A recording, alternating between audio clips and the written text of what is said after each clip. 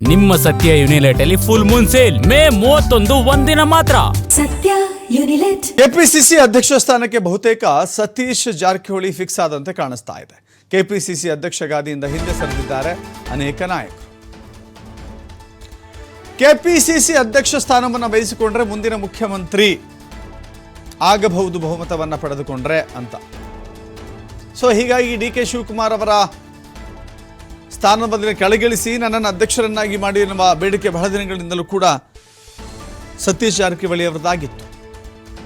High command ನೀಡಿದ ಆಫರ್ನಿಂದಾಗಿ ಅನೇಕರು ನೇರವಾಗಿ ತಿರಸ್ಕರಿಸಿದ್ದಾರೆ. ಎಚ್ ಸಿ ಮಹದೇವಪ್ಪ ಬೇಡ ಅಂತ ಹೇಳಿದ್ದಾರೆ, ಶರಣ ಪ್ರಕಾಶ್ ಪಾಟೀಲ್ ಬೇಡ ಅಂತ ಹೇಳಿದ್ದಾರೆ. ಹೀಗಾಗಿ ಸತೀಶ್ ಜಾರಕಿಹೊಳಿಗೆ ಕೆಪಿಸಿಸಿ ಅಧ್ಯಕ್ಷರಾಗುವ ಪಟ್ಟ ಖಚಿತವಾಗ್ತಾ ಇದೆ. 2028ಕ್ಕೆ ನಾನು ಕೂಡ ಮುಖ್ಯಮಂತ್ರಿ ಆಕಾಂಕ್ಷಿ ಅಂತ ಹೇಳಿರುವಂಥ ಸತೀಶ್ ಜಾರಕಿಹೊಳಿಗೆ ಇದು ವರದಾನವಾಗುತ್ತೆ. ಸತೀಶ್ ಜಾರಕಿಹೊಳಿಗೆ ಕೆಪಿಸಿಸಿ ಅಧ್ಯಕ್ಷ ಸ್ಥಾನವನ್ನು ಕೊಡಬೇಕು, ಜೊತೆಗೆ ಸಚಿವ ಸ್ಥಾನವನ್ನು ಕೊಡಬೇಕು ಅನ್ನುವ ನಿರೀಕ್ಷೆಯನ್ನು ಅವರು ಇಟ್ಕೊಂಡಿದ್ದಾರೆ. ಈಗ ಕೆಪಿಸಿಸಿ ಅಂತೂ ಸತೀಶ್ ಜಾರಕಿಹೊಳಿಗೆ ಅನ್ನೋ ರೀತಿಯ ಲೆಕ್ಕಾಚಾರಗಳಿದ್ದಾವೆ. ಹಾಗಾದರೆ ಕೆಪಿಸಿಸಿ ಅಧ್ಯಕ್ಷರಾಗಿ ಮುಂದುವರಿಯುವಂಥ ಸತೀಶ್ ಜಾರಕಿಹೊಳಿಗೆ ಸಚಿವ ಸ್ಥಾನವೂ ಸಿಗುತ್ತಾ? ಎರಡು ಅವಕಾಶಗಳನ್ನು ಹೊಂತಾರ ಕೇಳೋಣ. ನಮ್ಮ ಪ್ರತಿನಿಧಿ ಶಿವಕುಮಾರ್ ಬಂದಿದ್ದಾರೆ. ಶಿವಕುಮಾರ್, ಗಮನಿಸ್ತಾ ಇದ್ದೀವಿ ಇಲ್ಲಿ ರೋಗಿ ಬಯಸಿದ್ದು ಹಾಲು ಅನ್ನ, ವೈದ್ಯರು ಹೇಳಿದ್ದು ಕೂಡ ಹಾಲು ಅನ್ನ. ಸತೀಶ್ ಜಾರಕಿಹೊಳಿ ವಿಚಾರದಲ್ಲಿ ಅದೇ ಸತ್ಯನಾ? ದಶರಥ್, ಕೆಪಿಸಿಸಿ ಅಧ್ಯಕ್ಷರ ಆಯ್ಕೆ ವಿಚಾರದಲ್ಲಿ ಈಗಾಗಲೇ ಸಾಕಷ್ಟು ಗೊಂದಲಗಳಿತ್ತು. ಯಾಕೆಂದ್ರೆ ಸತೀಶ್ ಜಾರಕಿಹೊಳಿ ಅವರ ಹೆಸರು ಫೈನಲ್ ಆಗಿದ್ರು. ನಂತರದಲ್ಲಿ ಬೇರೆ ಬೇರೆ ಈ ನಾಯಕರ ಹೆಸರುಗಳು ಕೂಡ ಕೇಳಿ ಬಂದಿದ್ವು.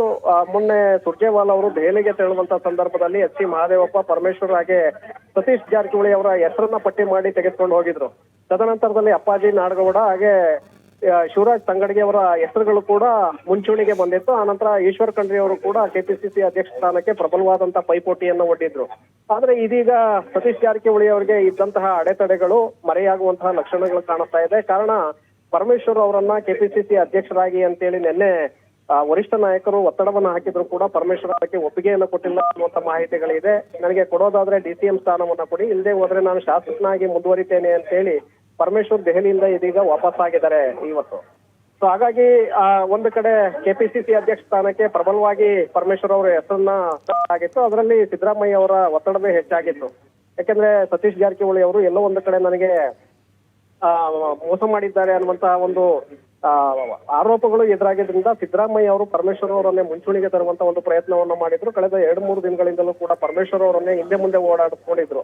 ಹಾಗಾಗಿ DCM ಹುದ್ದೆಯನ್ನ ಕೊಡಬೇಕು, ಇಲ್ಲದೆ ಹೋದ್ರೆ ಕೆಪಿಸಿಸಿ ಅಧ್ಯಕ್ಷ ಸ್ಥಾನವನ್ನ ಪರಮೇಶ್ವರ್ ಅವರಿಗೆ ಕೊಡಬೇಕು ಅನ್ನುವಂತ ಡಿಮ್ಯಾಂಡ್ ಅನ್ನ ಇಟ್ಟಿದ್ರು. ಅಂತಿಮವಾಗಿ ಪರಮೇಶ್ವರ್ ಅವರನ್ನ ಮನವೊಲಿಸುವಂತ ಪ್ರಯತ್ನವನ್ನ ವರಿಷ್ಠ ನಾಯಕರು ಮಾಡಿದ್ರು. ಆದ್ರೆ ಪರಮೇಶ್ವರ್ ಕೆಪಿಸಿಸಿ ಅಧ್ಯಕ್ಷ ಸ್ಥಾನಕ್ಕೆ ಒಪ್ಪಿಲ್ಲ. ಹಾಗೆ ಪ್ರಚಾರ ಸಮಿತಿ ಅಧ್ಯಕ್ಷ ಸ್ಥಾನವನ್ನ ತೆಗೆದುಕೊಳ್ಳಿ ಅಂದ್ರೂ ಕೂಡ ಅದಕ್ಕೂ ಕೂಡ ಒಪ್ಪಿಗೆಯನ್ನ ಕೊಟ್ಟಿಲ್ಲ. ಹಾಗಾಗಿ ಒಂದು ಕಡೆ ಸತೀಶ್ ಜಾರಕಿಹೊಳಿ ಅವರಿಗೆ ಇದ್ದಂತಹ ಒಂದು ಪ್ರಮುಖ ಅಡ್ಡಿ ಈಗ ನಿವಾರಣೆಯಾಗಿದೆ.